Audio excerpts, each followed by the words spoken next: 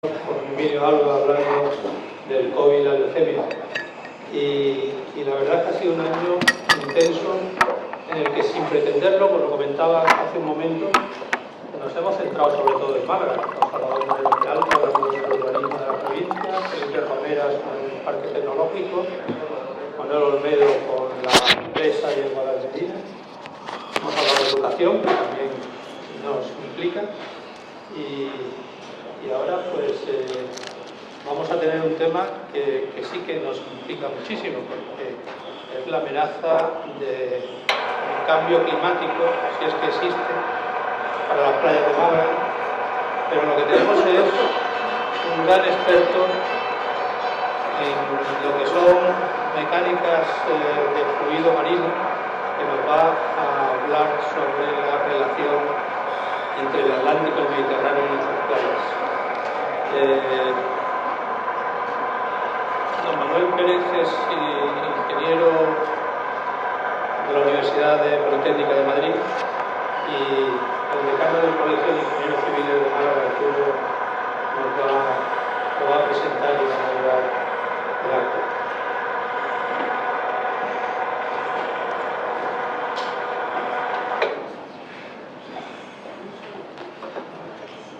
Bueno, buenas tardes a todos, muchas gracias por vuestra asistencia. Voy a hacer un pequeño resumen de nuestro compañero Manuel Pérez Machín, como ya ha dicho Miguel, es ingeniero civil titulado por la Universidad Politécnica de Madrid y que adoptamos aquí en Málaga al principio de su carrera profesional, que vino con una constructora de Madrid a hacer diferentes obras de la Confederación Hidrográfica del Sur, y de ahí ya continuó toda su vida profesional con empresas constructoras aquí locales, en las que intervino en obras bastante importantes como el oleoducto de Málaga-Puerto Llano, y de ahí pasó a ser funcionario del Ayuntamiento de Benalmádena, en el que estuvo aproximadamente 40 años y haciendo y dirigiendo obras muy importantes como fue el puerto deportivo de Benalmádena, que hace 30 años, 29, cuando se construyó, fue un puerto innovador por el volumen de atraques, por el sistema constructivo, la capacidad del puerto y la singularidad que tenía, que las promociones que había dentro del puerto contaban con aparcamientos subterráneos, atraque a la puerta del piso y piscina privada. Entonces, a raíz de esa obra tan importante en la que intervino como interventor municipal técnico del Ayuntamiento de Benalmádena, le fueron llamando de diferentes países como asesor para asesorar construcciones de puertos que tuvieran unas características parecidas a esas, y estuvo viajando por medio mundo, sur de Francia, Sicilia, China, Brasil, en fin, un largo recorrido. Y entonces, aprovechando la dinámica de sus conocimientos tan válidos que adquirió en la carrera profesional que ha tenido, pues se nos ocurrió hacer una conferencia dedicada a las costas, las playas, los puertos y la influencia que tienen los océanos Atlántico y Mediterráneo sobre todo el litoral malagueño y Andalucía y parte del Levante también.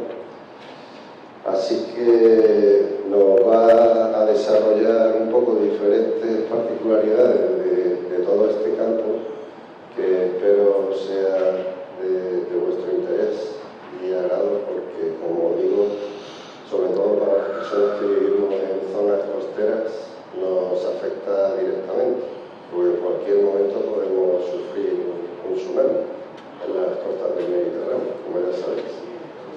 Así que nada, cedo la palabra y un placer. ¿Estoy que activarlo o que queda? ¿Hay que activarlo o que darle a algún lado? Sí, Ya, ahí. Pruébalo. ¿Uno? Sí. Bueno. Buenas tardes, señoras, señores, compañeras, compañeros, queridos amigos todos. Quiero agradecer las palabras de Arturo, quiero agradecer vuestra presencia y quiero agradecer también el detalle del Colegio de Pensar en Mí y a las asociaciones que han facilitado este evento. Y voy a hacer, en el poco tiempo que tenemos, porque esto lógicamente es una historia de miles de años que hay que tener en consideración, y voy a tratar de hacer un pequeño esquema y por lo menos indicar para dónde puede cada uno, si tiene más interés, ampliar conocimientos. Hace 2900 años vinieron los primeros visitantes de las costas andaluzas, como están viniendo ahora los turistas. Venían por mar, venían en barco y tenían una preparación fantástica, la mejor que había en aquel momento, y venían dispuestos a quedarse, no a pasar un poco de tiempo, sino a quedarse y a colonizar todo el Mediterráneo y, por supuesto, todas las costas andaluzas, tanto la mediterránea como la atlántica.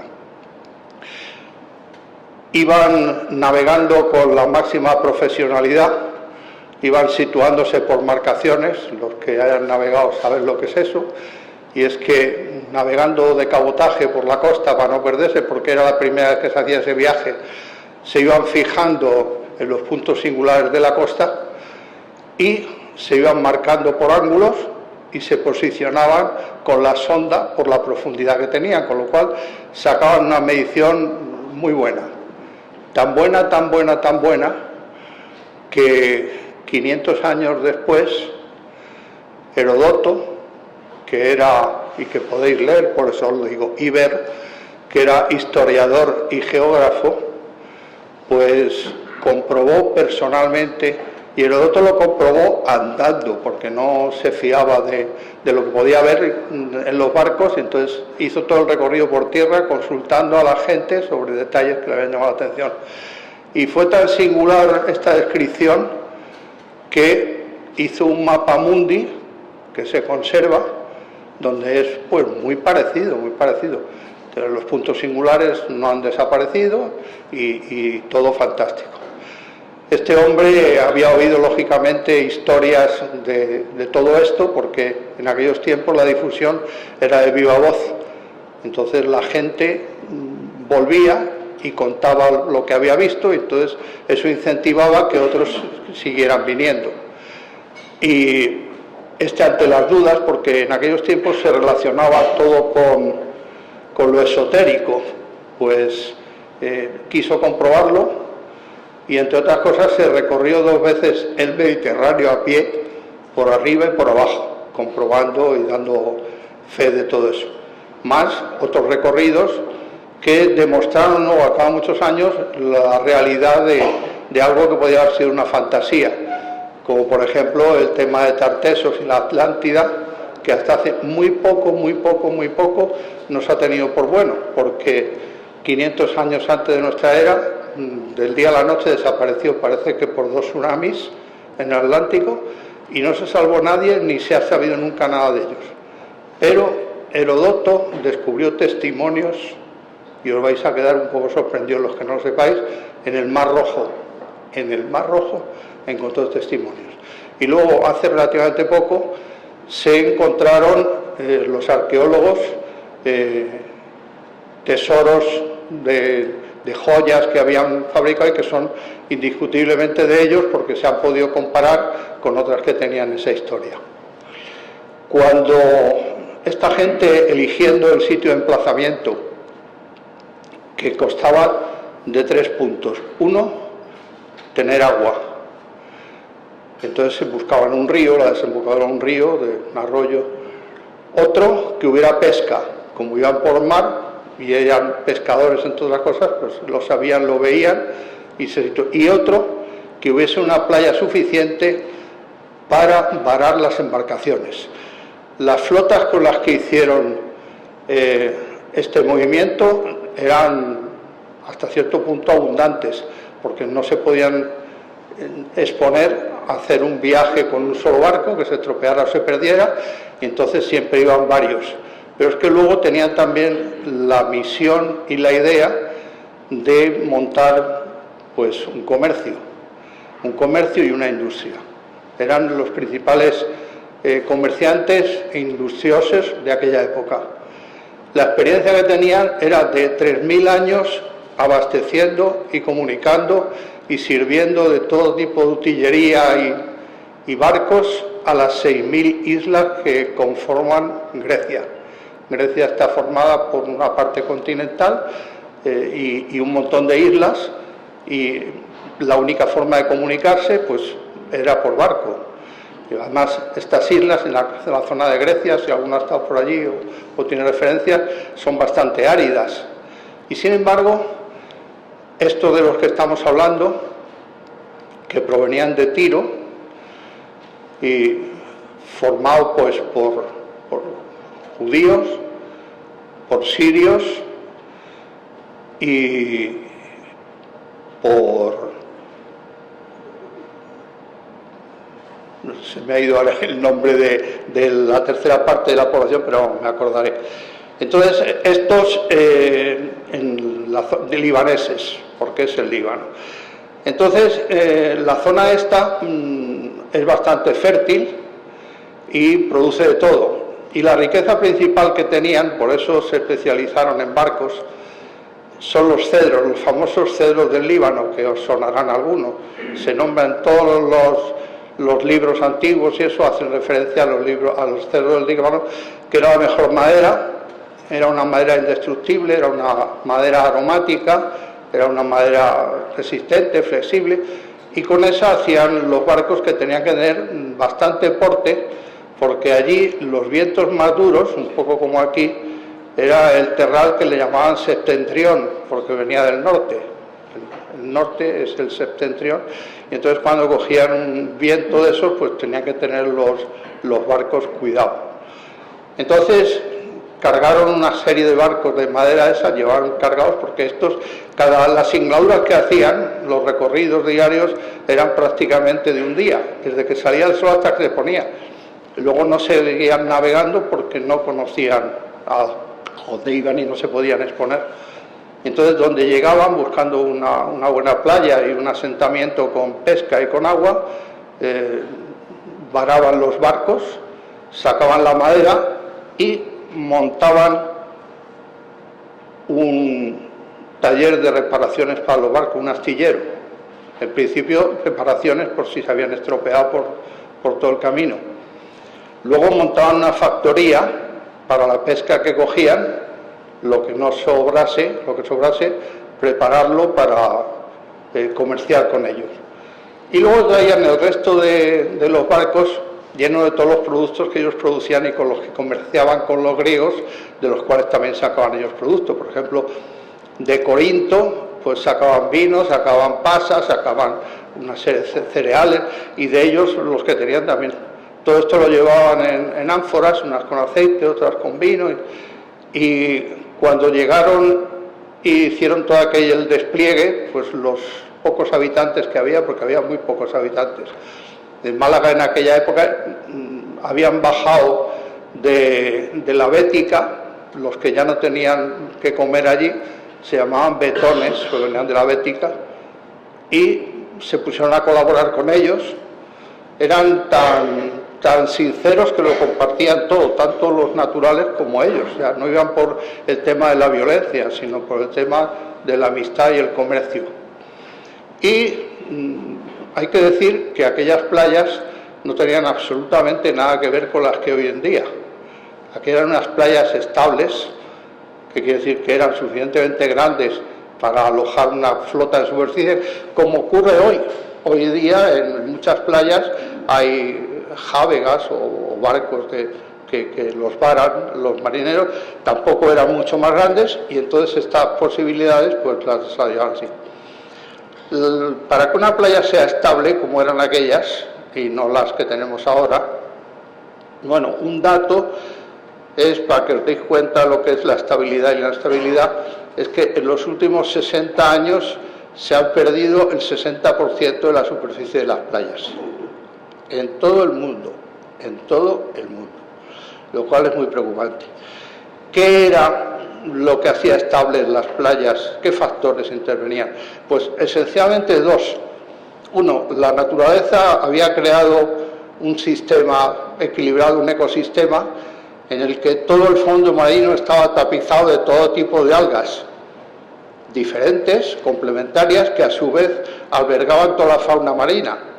Cada tipo de alga albergaba una serie de, por ejemplo, los sargos, los pargos, todo este tipo y sobre todo las de más resultados, las mejores, las que desgraciadamente casi se han extinguido en todo el mundo también, por unas causas y otras, eran las posidonias. Las posidonias, no sé si las conocéis, tienen unas hojas largas, flexibles, bastante resistentes, que es como cabellos largos, pelos largos de las personas, bastante anchas.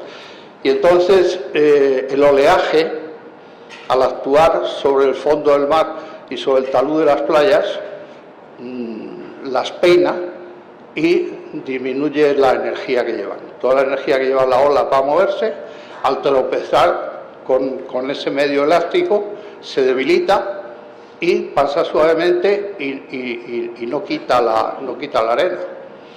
Y el otro elemento de estabilidad que le permitía el crecimiento, porque entonces las playas tenían crecimiento, no como ahora, eran los propios ríos. Los ríos, las corrientes de agua, arrancaban áridos en el curso alto, que es el más débil, y entre el curso alto y el curso medio transportaban arena, y esta arena, a disminuir la velocidad en el curso bajo y en la desembocadura de estos ríos, se depositaba allí.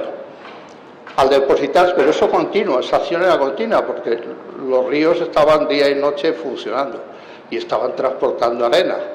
Y todo esto que se iba acumulando en la desembocadura, pues a veces se movía con lluvias fuertes y otras por el sistema de que el levante las empujaba para un lado y el poniente las empujaba, con lo cual se extendían. Entonces, al ser las playas en crecimiento y ser estables, porque los taludes eran estables y los fondos eran estables y no había otro tipo de agresión, pues las playas funcionaban perfectamente. El ser humano, en su infinita sabiduría, por mejorar las cosas, descubrió un sistema de pesca que le llamó arte. Siempre se ha rogado el tema de artístico, le llamaba el arte del arrastre, y se dedicó a desarrollar arrastreros que, claro, arrastraban, escarbaban, se llevaron todas las algas, se llevaban todos los criaderos de todos los peces, y eso desapareció. Hasta hace relativamente poco todavía se veían barcos. Luego ha sido un problema, si alguno ha hecho submarinismo, eso, todos los fondos marinos que hasta hace unos años tenían alguna alga, eso, han desaparecido y están completamente arados por las rastras que han pasado por allí para coger moluscos o para coger lo que les interesaba. ¿Se ha terminado la cosa ahí? No, que va. Como las playas estaban en crecimiento y era negocio, se ha estado extrayendo áridos de las playas. Se ha estado extrayendo y se sigue extrayendo. Y se sigue extrayendo, pues porque no le dan importancia, y le dan más importancia a satisfacer sus necesidades económicas. ¿Y con eso ha sido suficiente? No, se ha edificado siempre que se ha podido encima de las playas. Y no solo eso, sino que se le han metido los servicios, como no había ya dónde meterlo, pues se han metido tuberías, servicios, tal. Y ya el invento del siglo, el maravilloso invento, los terrenos ganados al mar. Como el mar no sabe de qué va la cosa, pues vamos a cogerle los terrenos y ganarlos. Entonces, claro, esos terrenos el mar, cuando se da cuenta, quiere recuperarlos, y entonces hay que defenderlos. ¿Y cómo se defienden? Pues con obras marítimas de defensa de costas, con espigones, con algo que impida que rescate el mar ese terreno. ¿Y qué ocurre? Que llega retrasada la acción del oleaje, se acumula toda la energía que trae sin disiparse en el recorrido que tendría que llevar hasta tierra, incrementado por los siguientes trenes de ondas y de olas y de viento y de temporales, se refleja, y al reflejarse, las playas que no están protegidas, las obras que no están protegidas, las coge y las arrasa.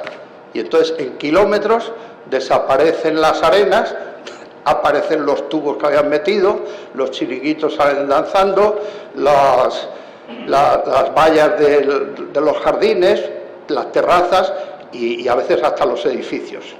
Y todo viene de esa situación. ¿Y con eso es bastante? No, que va a ser bastante. El ser humano, en su infinita misericordia y su infinito conocimiento, y por hacer un favor y un bien, ha descubierto el cambio climático. Se ha conseguido algo que de alguna manera se deseaba, que se cambiase el clima, pues lo han conseguido. ¿Y qué pasa con este cambio climático?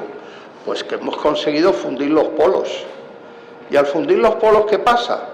Que hay un incremento de nivel del mar que empezó en el año 50, en los años 50, ahora sacaré datos de dónde empezó la historia esta, que se prevé que para dentro de unos pocos años haya subido el nivel medio del mar entre 1,5 metros y 2, y que para final de siglo esté entre 2,5 y 3, eso yendo las cosas bien. Si ahora mismo, con los terrenos ganados al mar y con todo lo que se ha hecho, cada vez que caen 2 gotas se inunda, el paseo marítimo, las calles que van, todas, con 2 gotas, con nada de nada, imaginaros cuando eso haya subido 1,5 metros, o 2,5 metros, o 3 metros, pero eso como nivel medio, como subida suave. Cuando hay un temporal, el crecimiento va al doble de esos niveles, y entonces las olas pues llegan mucho más libres, con más aceleración, y se estima por lo bajo y por lo suave, para no asustar, que los tsunamis que se produzcan simplemente por temporales tengan olas que lleguen a la costa con 30 metros de altura, pero los estudios serios, de los que no dicen nadie nada, calculan en 160 metros a lo que puede llegar. ¿Cómo puede llegar a producirse eso? Pues eso puede llegar a producirse por el origen auténtico de los tsunamis. Hasta ahora los tsunamis que se habían producido en nuestras costas eran interiores, eran avalanchas de agua que llegaban, se desbordaban, inundaban y producían esas catástrofes. Ahora existe la posibilidad de que vayan desde el mar, y que vayan desde el mar porque intervendrá otro factor, que es la sismicidad. Los tsunamis, en los sitios donde se producen en todo el mundo, se producen por sismicidad. Hay movimientos sísmicos, hay maremotos, y esos maremotos pues producen por desplome de las capas de los substratos geológicos, al caer chocan y producen una vibración, y esa vibración al emerger pues se transmite con intensidades que llegan a 100, 200, 300 veces, incluso 1000 veces. Ahora hablaremos de otro caso que se prevé. Entonces, este tema pues se puede todavía incrementar más si en vez de producirse un tsunami, que es algo que se estudia estadísticamente y los expertos lo contemplan, porque ya hay que contemplar todas las posibilidades, si no para evitarlo, por lo menos para preverlo, pues que coincidan 2 o más tsunamis en el mismo momento. Si coinciden 2 o 3 tsunamis en el mismo momento, la acumulación de esos daños es exponencial. No es que sea el doble o el triple, es elevado a la segunda, a la tercera, a la enésima potencia. Y al hilo de esto, que se producirá fundamentalmente en el Mediterráneo, en el Atlántico ya se produjo, como he dicho, cuando desapareció Tartesos y cuando se desapareció la Atlántida, que hay algunos indicios. También Cádiz ha tenido 2 tsunamis grandes y la antigua Gádir está sumergida varios metros bajo el mar y a cierta distancia de la costa. ¿Por qué se produce esto en la costa atlántica, que parece mucho más grave que en la Mediterránea? Bueno, en la Mediterránea el mar es más tranquilo, no hay carrera de marea prácticamente, hay 70-80 centímetros de carrera de marea.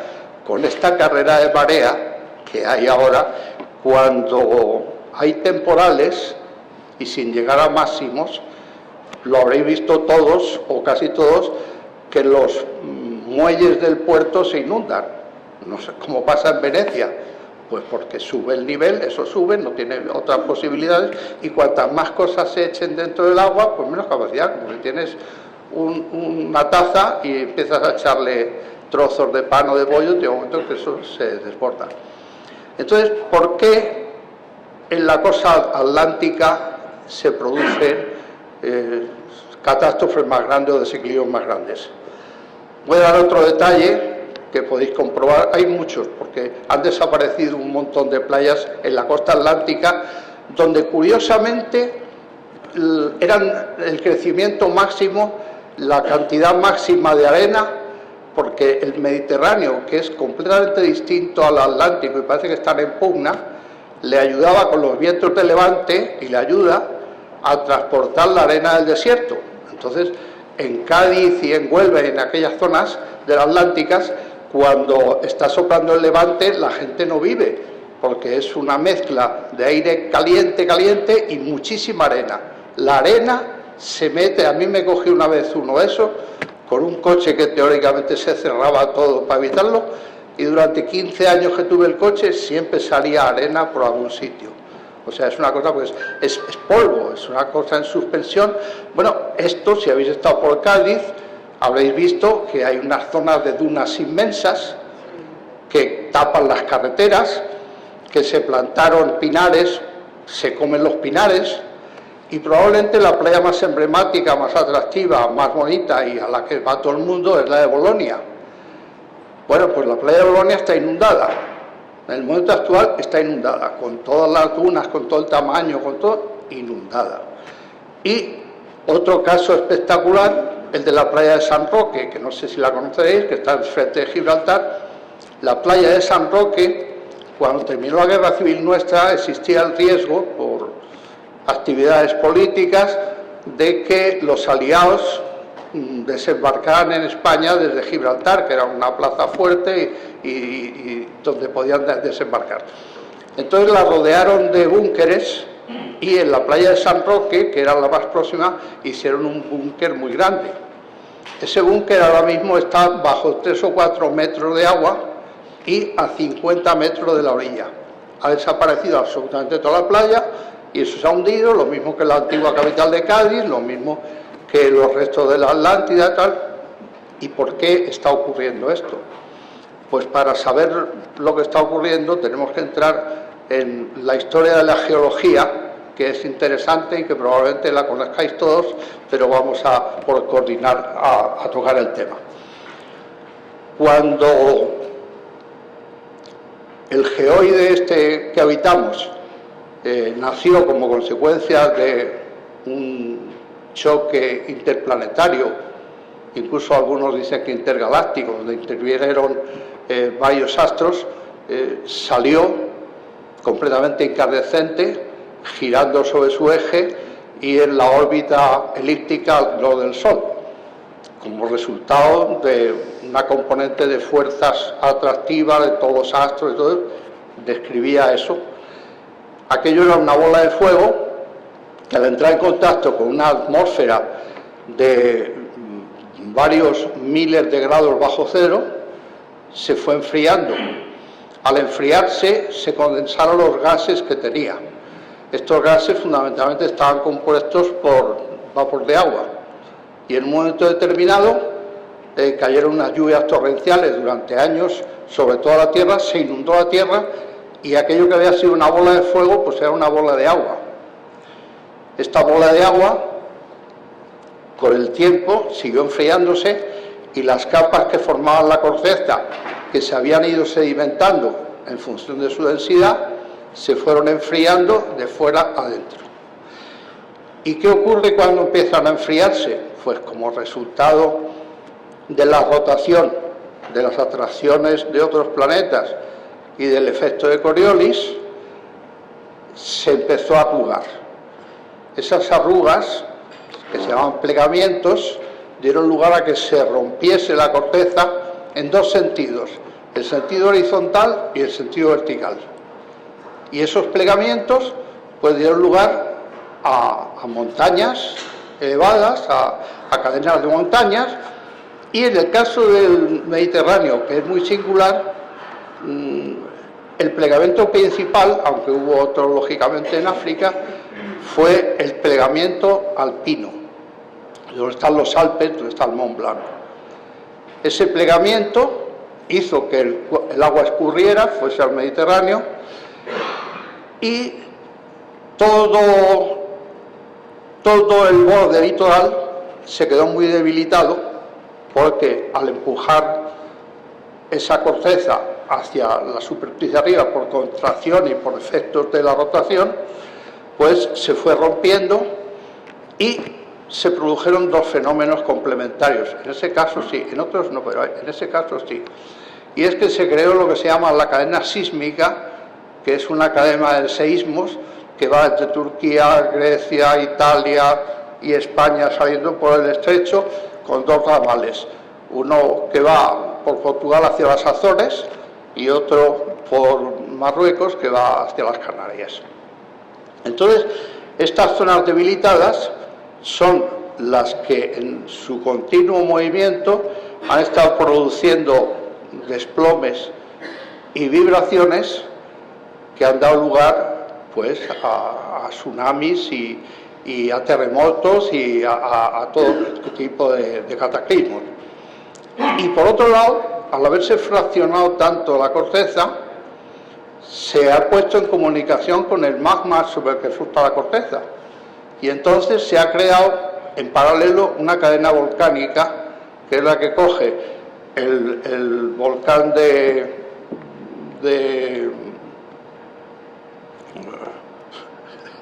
el de Nápoles, el Vesubio, el Etna en Sicilia y el de Stromboli. Tres volcanes que no han dejado de estar de actividad. Y si alguno sube por allí, aunque diga, no, hace tiempo y tal, siempre está echando un humillo. Y como se ve mucho más la actividad, es cuando llueve. Si conseguís coger una tormenta cuando estáis en eso, sale como una olla express, unos vapores de agua que mete miedo, ¿no? Entonces, la combinación de estas dos actividades se hace notar mucho en Italia. Ha habido terremotos en Sicilia, ha habido terremotos en Nápoles, ha habido terremotos en Friuli, ha habido terremotos en el norte de Italia, todo eso ocurre. A España o al estrecho llega bastante debilitado, porque no tiene el incremento de la volcanología, y la distancia pues también permite. Pero hay otro factor que hemos dejado atrás, que es muy importante y que está influyendo, y eso se ve porque se han multiplicado por 4 el número de seísmos que hay en la zona de Alborán. En el mar de Alborán estáis leyendo con cierta frecuencia un terremoto de tal que se ha sonado en Almería y en Melilla, porque se irradia hacia los dos lados. Entonces, esto, ¿por qué está ocurriendo y por qué se está incrementando en la zona del estrecho? Pues se está incrementando porque con motivo del cambio climático, de haber aumentado el calor, de haber disminuido las lluvias, se ha incrementado la extracción del agua subterránea. Y entonces todas las reservas mundiales que había de agua en el momento actual se han reducido a la mitad. ¿Y qué pasa con eso? Pues que todo ese agua está soportando unos estratos tremendos que en el momento que desaparecen, pues hay desplomes kilométricos de bóvedas que al caer sobre la parte inferior o incluso sobre la placa, pues o la puede partir o la hace vibrar. Esto puede unirse en 2 o 3 eventos coincidentes y producir unos tsunamis grandes. Cuando se formó el Mediterráneo no se formó como un mar, se formó como un lago, era un lago. Y este lago empezó a evaporarse, tenía muy poca aportación de agua, fundamentalmente se evaporaba, estaba siguiendo el camino del Sáhara, había bajado muchísimo la profundidad y estaba comunicado Europa con África en lo que hoy se llama el estrecho de Gibraltar. Eso no era un estrecho, era una comunicación. Y era una comunicación utilizada hasta hace relativamente poco en la relatividad de la edad de la Tierra, porque hay evidencias, y se puede comprobar, de que es la misma raza, la de Almería, que la de Libia, que ha dado lugar a una raza que se llama libio-almeriense, con una cultura propia libio-almeriense. Y entonces, en los descubrimientos arqueológicos, incluso en el aspecto de la gente de Almería son bastante oscuros, son delgados, esbeltos, y en Libia pasa lo mismo. Y es porque es la misma raza. Y todos estos se dedicaban a comunicarse por tierra. En aquellos tiempos ni había posibilidades, porque para comunicarse tenían que tener madera y eso, y en estas zonas no había con madera. Bueno, pues ¿qué pasa cuando desciende muchísimo el nivel del mar en el Mediterráneo y sigue la Tierra girando? Pues que el Atlántico empieza a empujar sobre una zona que está en desequilibrio, y entre el peso, el empuje, la rotación y todos los fenómenos que se quieran poner, de tipo sísmico, se rompe, fijaros lo que digo, se rompe la placa euroafricana. Europa y África estaban colocados sobre una placa geológica que flotaba sobre el magma, que se llamaba euroafricana. Y se parten dos hasta el punto de que ahora son dos, que una se llama placa africana y otra se llama placa europea. ¿Y qué ocurre? Que la placa europea desliza sobre la otra y se va hundiendo progresivamente. Claro, se rompe el estrecho, pasa el agua, ya se comunica y ya se equilibra el tema del agua, pero manteniendo cada uno de los mares, o el mar y el océano, sus características propias. Y es que un elemento importantísimo en la cuestión marítima es la densidad. La densidad del agua del Mediterráneo es mucho mayor que la del Atlántico, porque el Mediterráneo está continuamente evaporando y prácticamente sin aportaciones, con lo cual la concentración de sal es mayor, mientras que el Atlántico está sometido continuamente a frentes de borrascas que están produciendo precipitaciones y entonces llega. ¿Qué ocurre con eso? Pues que donde hay una mayor densidad, la densidad es como un muro de piedra. Entonces, al intentar chocar un elemento de menos densidad con otro, pues lo que hace es que lo sobrenada si puede, pero no entra por abajo. Y entonces se producen unas reacciones de que hay una corriente entrante del Atlántico en el estrecho, que tiene una velocidad aproximadamente de 2 nudos, va entre 2 nudos cuando el tiempo es estable, a 9 nudos cuando hay temporales. Pero esto no avanza mucho, sino que el Mediterráneo se resiste, y se resiste desde abajo, y le devuelve el golpe, y hay una contracorriente, que son los que se llama hileros de corriente de la vaciante del estrecho, El estrecho entra y sale al mismo tiempo el agua, se produce la circulación, y esta vaciante hace que se remuevan las capas bajas del mar. Por eso el agua en Málaga suele estar fría, así como en otros lados está más caliente. En Alicante, por ejemplo, está muy caliente, en Almería, pero aquí, y es por eso, porque las capas bajas suben. Entonces, es tan importante, esta vaciante del estrecho tiene una velocidad de nudos de 1,5 a 3,5 en función que haya temporadas de levante o no los haya. Y ha servido para un estudio interesante que no sé si se podrá hacer alguna vez en la vida, y que lo cito para concatenarlo con otras explicaciones, de instalar unos hidrogeneradores, porque una velocidad entre 3 y 9 nudos es considerable, y otra, en sentido contrario, que sea entre 1,5 y 3 o 4 también es aprovechable, y hay unos estudios para ponerse. Claro, también lleva mucho tiempo estudiándose la conexión de Europa con África a través del estrecho. Entonces la distancia es relativamente corta, pues hay 8 kilómetros y hay puentes mucho más largos. Lo que ocurre es que nadie se ha atrevido hay comisiones, llevan ya, me parece que se formó hace 40 años una, y se renuevan y se hacen informes, pero nadie se ha atrevido a meter mano a ese tema ni a darlo por zanjado por 2 motivos. Primero, la sismicidad. La sismicidad es máxima en el estrecho. Hay profundidades de 400 y pico metros, y ahí se está soportando toda la presión y el peso de toda Europa. Y eso es un geosinclinal que va desde Escandinavia hasta Cádiz. ¿Por qué se hunde Cádiz?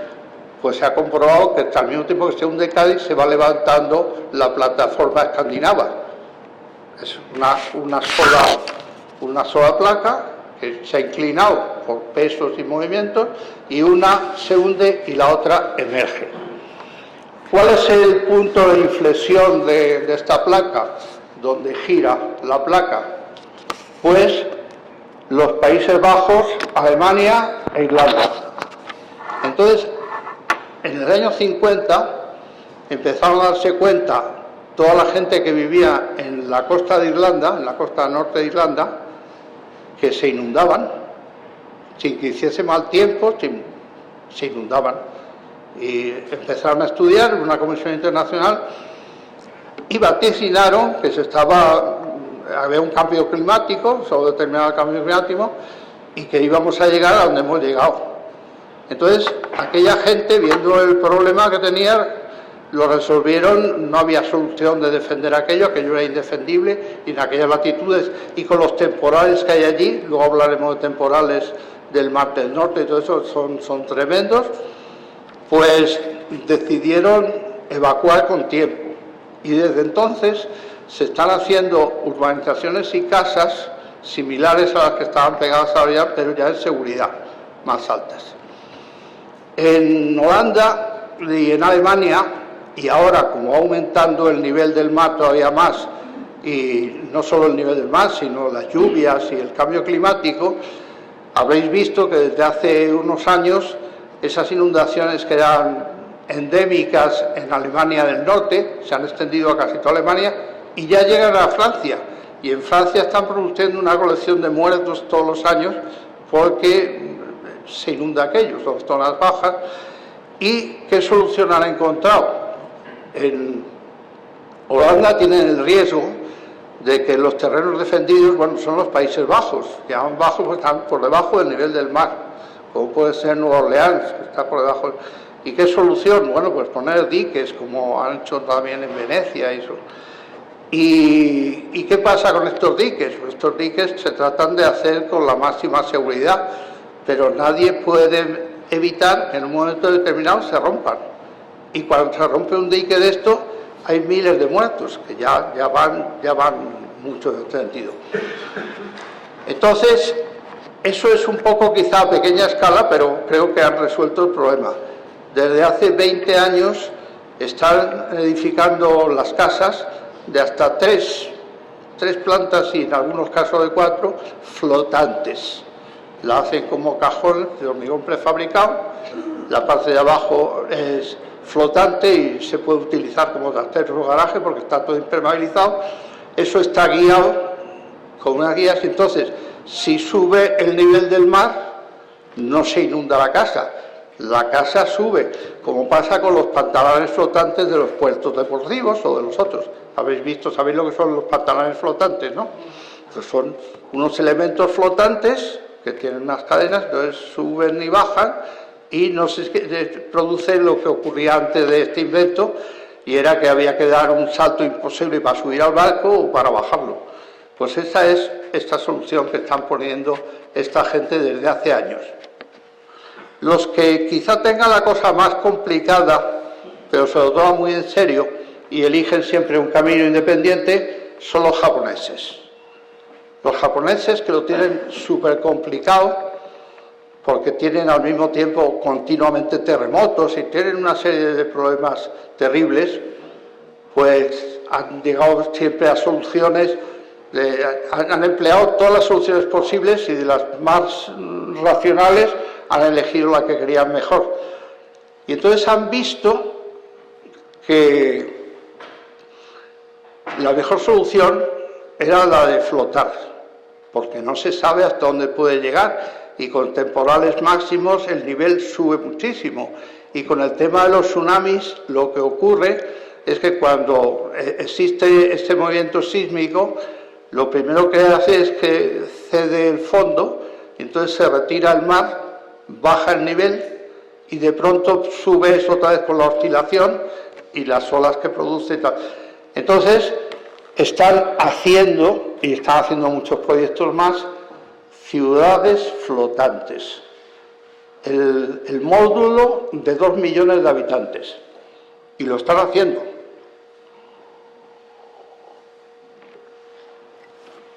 Entonces en estas ciudades pues tienen prácticamente todos los servicios y además evitan comunicaciones, porque el problema que tiene hoy día la sociedad moderna, antiguamente todo el mundo vivía al lado del centro de trabajo y a lo mejor hasta en el mismo edificio, pero hoy día es normal trabajar a 100 kilómetros, a 200 kilómetros, porque el precio de la vivienda es muy caro a un lado, entonces más barato, y el nivel de vida.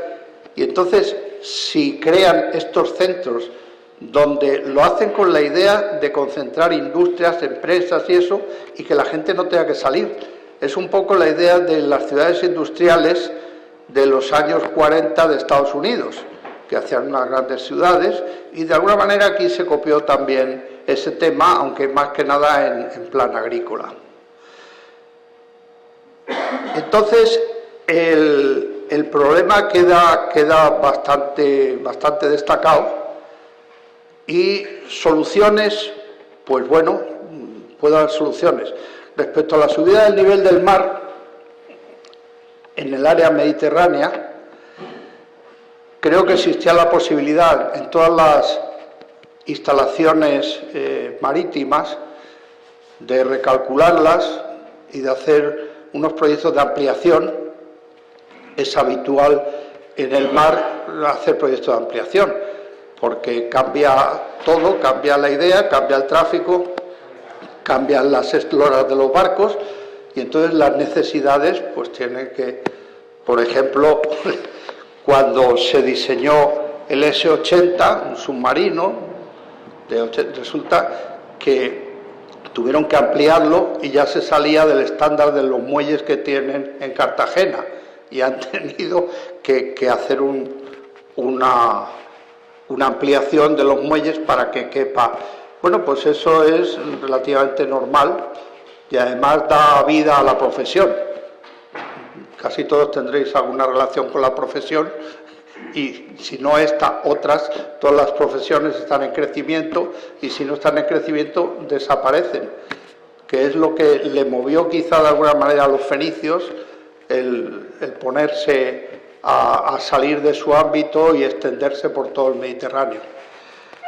El tema que os decía de que Heródoto descubrió vestigios y testimonios de que los de Cádiz habían estado en el Mar Rojo, es que los habitantes de Cádiz y los de Huelva, que eran muy marineros, pues porque el mar te imprime ese carácter. Y si estás en un sitio de un mar enérgico, como es el Atlántico, donde lo estás viendo cómo vive ese mar, porque aquí a veces no se entera uno de que hay marea, está muy tranquilo, pero en un sitio donde te baja la orilla del mar 1 kilómetro y la carrera de marea, que es la altura del nivel del mar, varía entre 6 y 12 o 14 metros, notas que eso es vivo y tal. Y entonces, bueno, hay una relación de confianza y por aventura y por necesidad se dedicaron a hacer viajes hasta las islas Casitérides, que son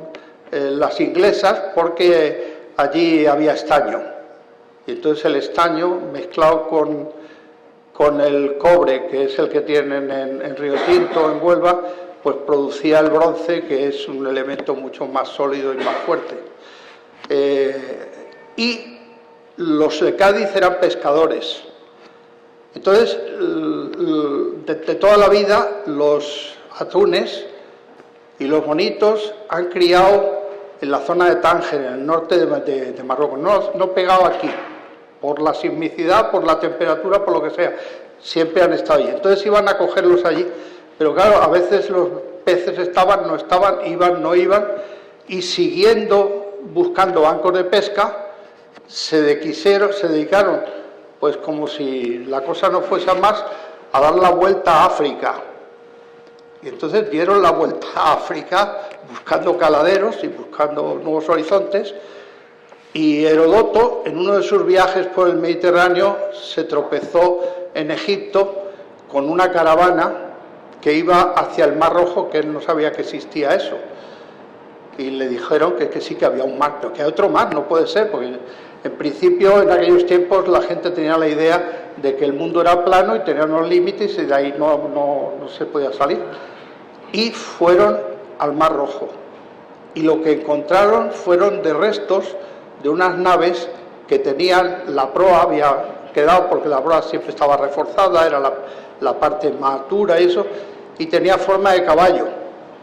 Y gente que entendía, el propio Heródoto, identificó que aquella proa, aquel mascarón de proa, solo podía ser de Tartesos, que era el distintivo, el caballo de mar. Y eso ha sido un tema fantástico. Creo que esto todavía se conserva algo en el Museo del Cairo y es muy interesante saber este tema. Por otra parte, pasando a los puertos, porque parece que hemos estado hablando un poco de playas, puertos hemos hablado pocos, claro, las playas son de toda la vida y los puertos tienen un recorrido muy corto, sobre todo en España y sobre todo en el sur. Los puertos no se empezaron a hacer de una manera muy rudimentaria, muy sencilla y exclusivamente por fines militares hasta que no vinieron los árabes. Hasta que no vinieron los árabes hicieron el paso del estrecho con algunas embarcaciones, vieron las posibilidades, eran muy pocos, vivían de la intriga a base de poner a unos jodos contra otros en contra y prometer y tal, pero necesitaban gente y necesitaban repuestos y necesitaban seguir la ofensiva. Y la única manera era transportándolos por mar, y además gente aguerrida, porque en principio los que dirigían aquello eran sirios y los sirios iban de señoritos y de estirados, pero los que daban el callo y los que se jugaban la vida y los que mataban por lo que fuera eran los bereberes. Entonces estos bereberes los conseguían a base de comprarlos o alquilarlos a los reyezuelos que había en el norte de Marruecos y se empezó a establecer ese tema. Se consolida el imperio árabe en el sur de España o en media España, pero principalmente radicados en Córdoba, y despiertan la codicia y la envidia de los de abajo. Ellos también se dedicaban, para conseguir sus objetivos, a intrigar. Entonces la intriga se reparte, se comparte y descubren que para consolidar la seguridad del sur, en el norte era necesario ir al norte de Marruecos y coger 3 puntos claves, 3 puntos nada más, con lo cual no necesitaba mucha gente, pero que fuesen operativos y tener adeptos de algunas tribus. Y los puntos fueron Melilla, Ceuta y Tánger. Entonces esto había que abastecerlo, porque los otros continuamente los estaban rodeando y cercando. Y entonces ven la necesidad de establecer unas líneas regulares marítimas, de ampliar la flota, y se dedican a ampliar los astilleros de los fenicios, y hacen lo que le llamaban ellos, y le llaman atarazanas, y van poniendo una atarazana en cada capital donde tiene entidad, con lo cual hacen una colchón de flotas que no solamente mantiene y asegura el tráfico del estrecho, sino que se defiende de incursiones. Esto se hace evidente cuando los oponentes árabes eran relativamente débiles, sus embarcaciones eran poco, estaban muy divididos, sin embargo estos pues tenían mucho más peso, pero resulta que de pronto los vikingos le dan por bajar, y han oído que Al-Ándalus es un sitio de mucho dinero y tal, y que la capital más o menos está cerca de Sevilla, y que Sevilla ya, y se meten por el Guadalquivir y empiezan a hacer los estragos que pueden. Cuando se nota este tema, deciden hacer ya unas flotas estables y unos puertos más seguros y estables. Y ahí empiezan a hacer los puertos, entre otros el de Málaga, donde por la improvisación, por la falta de conocimiento de aquel entonces, porque hasta aquel entonces, ¿dónde se refugiaban los barcos? Los abrigos naturales, pero no había obras artificiales porque no había elementos para hacerlo.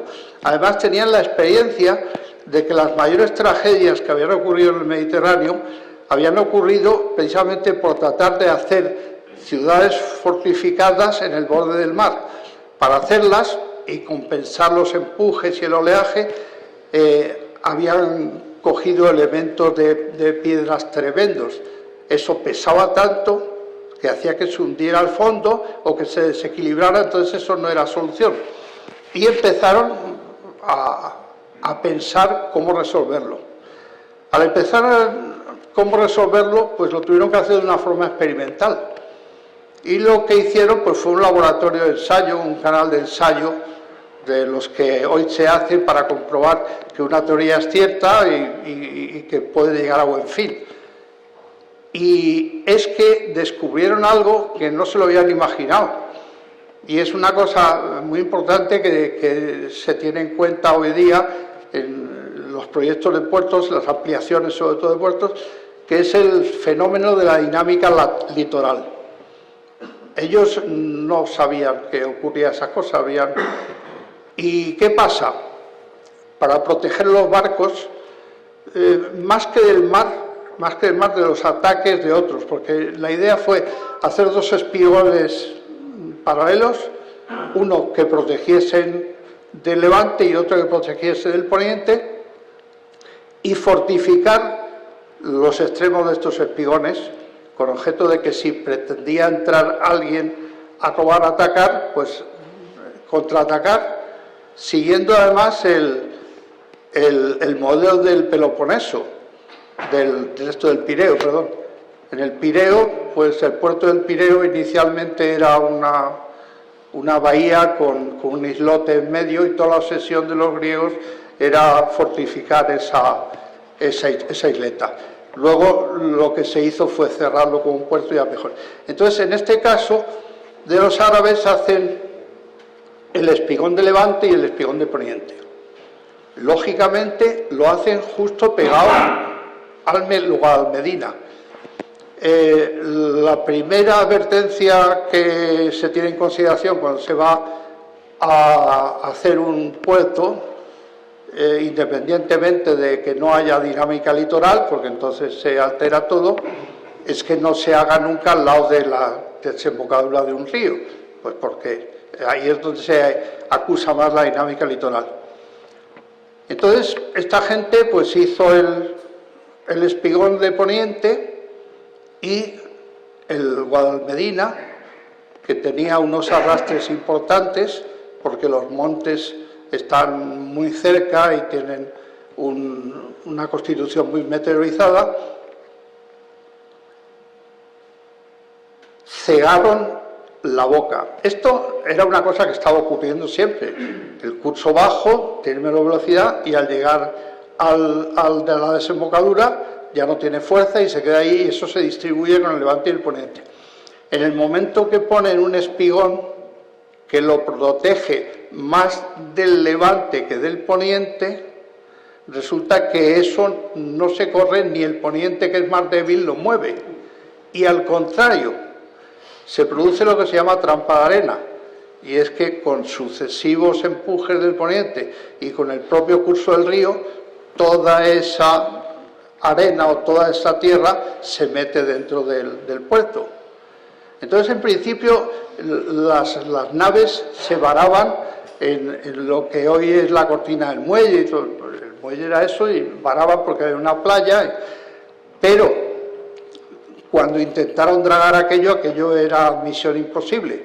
Y entonces lo que decidieron fue seguir ampliando los espigones y considerarlo aquello pues como muelle de carga, además lo separaron de fuertes, uno comercial y otro militar, para que no hubiese interferencias. Entonces,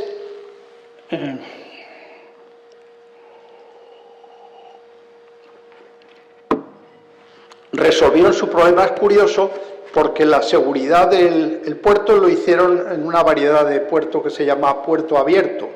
Puerto significa puerta, y abierto es que eran dos espigones paralelos enfrentados al mar, con objeto de que aquellos barcos que no tenían maniobrabilidad pudiesen entrar y salir en función de los vientos o remolcados sin ningún problema.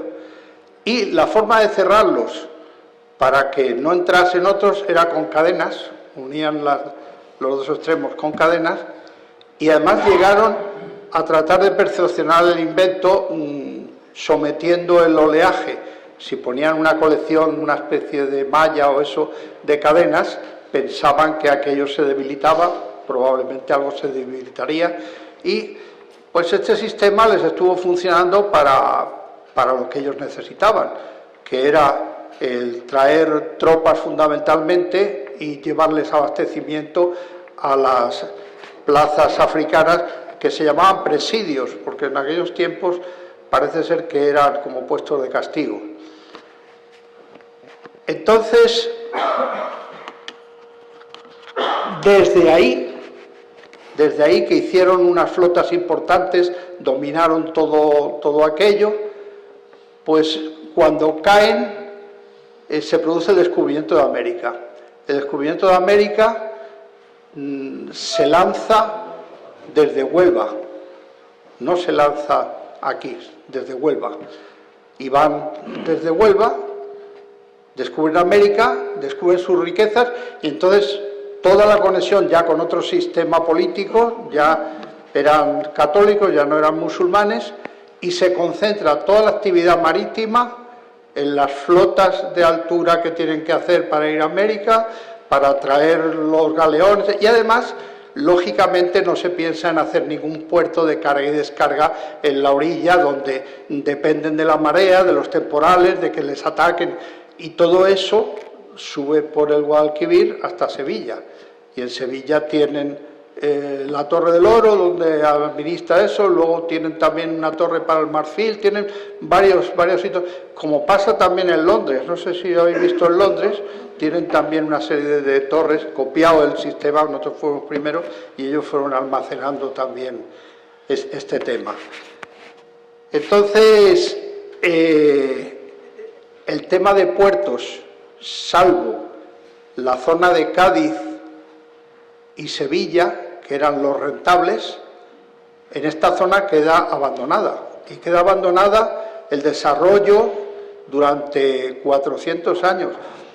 La historia recoge montones de cartas de gobernantes de Málaga, gobernadores, alcaldes, autoridades, pidiendo un apoyo siquiera para reparar.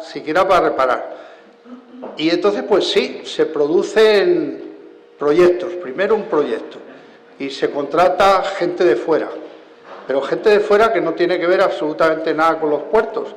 Se cogen italianos que se dedicaban a hacer puentes en los ríos, que eso no tiene mucho que ir, menos con la dinámica electoral, y siempre que se va a intervenir resulta que como están siempre con guerras y con problemas, pues el dinero ese se pierde. Y durante 400 años la zona esta queda ignorada y solamente medio atendida por la gente de aquí en cuanto a la pesca, nada más. Entonces, otra guerra, hablamos de guerra y de sistemas militares que son los que impulsan el crecimiento por necesidad de los temas navales, son en el 19 la Primera Guerra de Marruecos. Al plantearse la Guerra de Marruecos, ven la necesidad interesada, porque ya tienen noticias de las minas del Rif y de no sé cuántas cosas más, y entonces pues aumentan las flotas, necesitan un puerto de acuerdo, dimensionan el puerto este ya en condiciones y se establece fundamentalmente desde Málaga, pero también desde Almería y desde Algeciras, los movimientos con estas tres plazas. Y eso le da un auge porque ya empieza el comercio. Las guerras tienen, en primero o en última instancia, una motivación y un interés económico. Las guerras no son ni ideológicas, no, son economía pura. Y de hecho se promueven y se desarrollan porque los promotores son financieros que invierten su capital con unas rentabilidades tremendas, y hay casos antiguos, recientes, que todos conocemos y que no vamos a tocar aquí. Luego, si en el debate alguien quiere preguntar algo al hilo de esto, pero vamos, eso es conocido. Entonces, ¿qué ocurre? Pues que toda la industria le vienen muy bien las guerras estas, fundamentalmente a la industria catalana que acaba de inaugurarse, y entonces abastecen de equipamientos a todo el ejército español, y hay una concentración de tropas para que el salto sea más corto, y todos los barcos vienen a soltar las tropas aquí se concentran, y se concentra el armamento, los animales, y se establece, pero ya con un soporte, porque los barcos cuestan, y eso se pagan con la comisión del comercio. Y al ponerse en marcha el sistema económico, pues ya se crea una relación de dependencia de que hay que crear unas líneas estables de pasajeros, que en principio son soldados, pero que luego van autoridades civiles, van sanitarios, van una serie de personas que no son exactamente soldados, pero que tienen. Y la alimentación, que la alimentación también hay que cogerla y llevarla, y los equipamientos. Y se crea ese comercio que tiene, lógicamente, como causa de la guerra, pues una rentabilidad tremenda, porque si no nadie se arriesgaría a invertir en algo que puede desaparecer. Entonces, las guerras de Marruecos hacen que vayan ampliándose el puerto y se vaya mejorando. Pero hay otro factor también. Al incrementarse el comercio y al importarse cosas de allí, se descubren nuevas posibilidades, porque al hilo de la guerra muchos inversores son ingleses, por ejemplo. Y estos inversores ingleses se quieren cobrar a base de la explotación de las minas. Y se crea una compañía inglesa de minas que se hace con la exclusiva de todas las minas. Y entonces estos pues descubren las bodegas y se quedan con las bodegas. y entonces establecer un comercio con Inglaterra y con sus colonias y con Europa de los temas estos.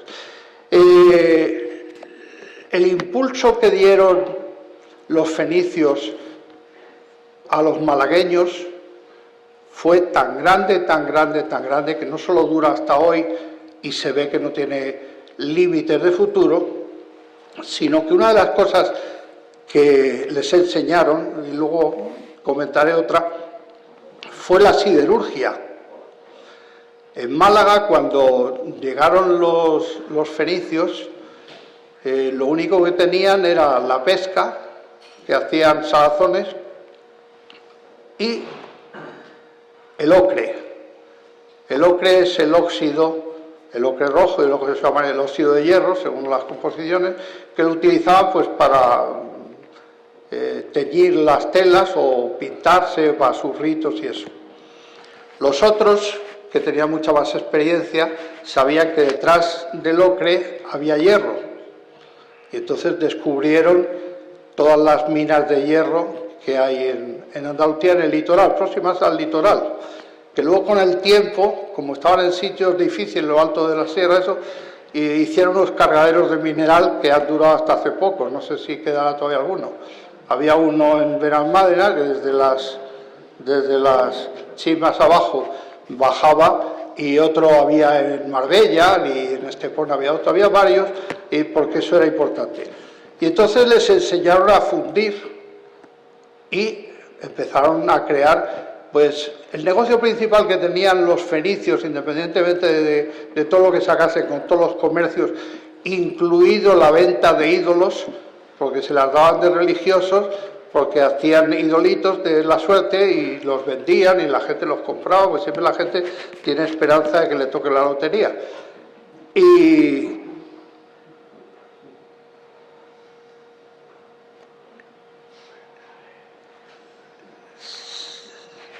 se me ha ido con el tema esto, pero bueno, le enseñó sí, la siderurgia, le enseñó la siderurgia, porque el negocio fundamental que tenían los fenicios, como he dicho antes, era la construcción naval. Los fenicios empezaron con la construcción naval, que es lo que le dio fuerza para moverse y para intervenir y para no solo vender barcos, sino alquilarlos. Los griegos siempre estaban peleándose unos con otros y todo se resolvía a base de batallas navales, y el que tenía más barcos era el que ganaba. Entonces, estos habían descubierto el bronce y lo empleaban para todos los herrajes de las embarcaciones y sobre todo para las proas. Una de las formas de ataque de los barcos de entonces era estrellar la proa de un barco reforzado con bronce contra las filas de remos de las birremes o trirremes y partirles el casco, ¿no? Entonces, esta actividad pues importaba y donde había hierro pues cogían y trataban de explotarlo. Entonces en Málaga quedó eso desarrollándose, no desapareció. ¿Y qué ocurrió?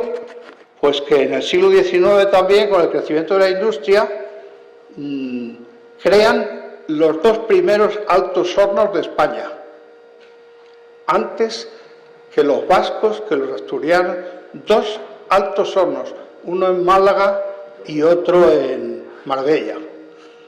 Entonces, claro, eso indica la calidad de las personas, la calidad de la educación, la calidad del clima y la calidad del terreno que tenemos. Respecto al tema de las guerras y lo militar, dentro de lo horrorosas que son, y de que son un negocio, tampoco hay que olvidarlo, pues desarrollan una serie de descubrimientos importantísimos. Todos sabéis que el mejor descubrimiento de la guerra, de la Segunda Guerra Mundial, fue la penicilina, por ejemplo. La penicilina salvó muchísimos más millones de personas y lo ha servido salvando que las víctimas que pudo haber. Entonces, dentro de esto hay dos factores que nos afectan y uno de ellos es el desembarco de Normandía. El desembarco de Normandía, en un sitio estrecho, con unos temporales tremendos, imprevisibles, donde había que desembarcar millones de personas y millones de toneladas de material, no había otra posibilidad nada más que hacerla por barco. En el año 42, cuando empiezan a pensar en esta operación que se desarrolló en el 44, pues piensan todos los expertos de Estados Unidos y de Inglaterra, que aunque disentían unos y otros, cada uno con sus experiencias, en que la única solución era prefabricar los puertos. Podían acceder a las playas para que pudiesen desembarcar las tropas y poder desembarcar, y cogen y diseñan los famosos cajones que hoy se están empleando. ¿Por qué digo esto? Bueno, aquello tuvo también su fracaso, su experiencia, porque ante la posibilidad de temporales terribles pensaron que había que proteger el nuevo puerto que iban a hacer con los cajones. La forma de proteger antes los puertos en zonas de mucha acción marítima, como puede ser, por ejemplo, Vascongadas, San Sebastián, los paseos marítimos, esos se han protegido con rompeolas, pero no con uno, con dos. Se ha puesto un rompeolas que se lo llevaban, lo aumentaban el tamaño, se iba, ponían otro, y entonces, siguiendo este esquema, deciden que había que hacer dos rompeolas artificiales antes del puerto. Entonces, ¿cómo iban a ser esos rompeolas? Pues bueno, el primer rompeolas llevaban barcos viejos y grandes navegando por sus propios medios y los hundían a una distancia de la costa. Después remolcaban unos inventos prefabricados que eran flotantes, con unas cadenas y un anclaje, para que si los barcos no habían roto suficientemente el temporal, aquello lo debilitase también con la subida y bajada y tal. Y después ya se ponían los cajones. Y los cajones, pues, llegaba el barco, atracaba, desembarcaba y sin problemas. Parece ser que nada más hacer esto, estalló el máximo temporal que jamás ha habido nunca y que no se lo imaginaban. Y este temporal, y a mí me ha pasado alguna vez algo parecido, a otro nivel, pero me ha pasado, agarró los barcos que eran grandes y que eran entre 5, 10, 15.000 toneladas, los levantaban, los estrellaron contra la siguiente defensa que rompieron y todo a la vez se estrelló contra los cajones y los rompieron, los volcaron, que todavía queda alguno allí. Menos mal que en previsión de esto, ellos hicieron dos puertos, uno que funcionó y otro que... Pero tenían previsto que podía haber habido esto y entonces tenían repuestos, bajó el temporal y lo pudieron poner. ¿Por qué hablo de esto? Pues porque uno de los últimos negocios que hay en Málaga y la costa andaluza es la fabricación de puertos. Me imagino que todos lo conoceréis, o os sonará, y si no os lo digo yo aquí, hace 20 años, porque es que yo de alguna manera intervine en aquello, se planteó, y que esto puede ser una solución de futuro para las ampliaciones, se planteó que el puerto de Mónaco tenía que ampliarse. Claro, en el puerto de Mónaco están los mayores millonarios del mundo, con los mejores barcos del mundo, con los pisos y apartamentos más caros del mundo, y esta gente no admite la más mínima y está en su derecho. Entonces, no podía hacerse la ampliación del puerto que se necesitaba de una forma convencional a base de coger primero escolleras en un sitio donde no hay escolleras, tendrían que haberlas cogido no se sabe dónde. destrozar todos los caminos y empezar a verter y formar polvo y contaminar y tal. Y decidieron prefabricar la ampliación. Y la ampliación se prefabricó en 400 metros con un cajón único, modulado lógicamente, pero un cajón único, que tenía 3 sótanos y 3 pisos por encima. Y esto se hizo en Palmones, no sé si alguno conoce el tema.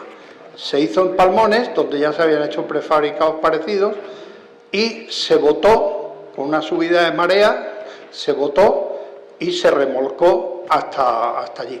Al llegar a Montecarlo, en Montecarlo se había planificado la prolongación del muelle este a base de poner unos pilotes de 1,5 metros de diámetro colocados en el fondo, y las esperas estaban dispuestas para recibir el cajón este, o el supercajón. Lo llevaron, lo colocaron y no se enteró nadie, porque además, para no molestar y para que no sirviese de y se fuera la gente, se hizo por la noche, y se hizo en una noche. Se llevó remolcado, que tardó 14 días porque hubo alguna advertencia de mal tiempo y tuvieron que protegerse en Baleares, pero bueno, se dice. Entonces, esto ha causado un impacto tan bueno y tan favorable que se siguen fabricando puertos con cajones en España. El último ha sido una ampliación de puerto en Brasil, me parece que es en Pernambuco, y este se ha modulado con módulos de 45 metros de ancho. Luego la altura pues tiene 30 o 40 de alto por unos 15 o 20 de ancho. Entonces estos cajones, es curioso también cómo se cargan en unos barcos especiales, son más o menos como los portacontenedores, lo que pasa es que se han quitado las bordas. Entonces están los cajones flotando y el barco se sumerge hasta que se inunda la cubierta. Cuando digas lo corto, cuando la gente ya que tiren cosas, ¿no? Que haya un intercambio de... Entonces se inunda el barco, que baja y se pone por debajo del nivel de los cajones. Los cajones se arrastran con unos remolcadores y se pone flotando otra vez el barco, se lo carga y se lo llevan para allá. Entonces, esto entiendo que es interesante y esperanzador hacer una actividad de futuro, de mucho futuro, sobre todo ahora que puede provocarse el tema de la revisión de los puertos que hay hechos ahora, corregir problemas y errores que haya y hacer en seguridad estas ampliaciones. Entonces, bueno, como ya parece que ha caducado, pues ya está, ¿vale? Pues nada, se finí.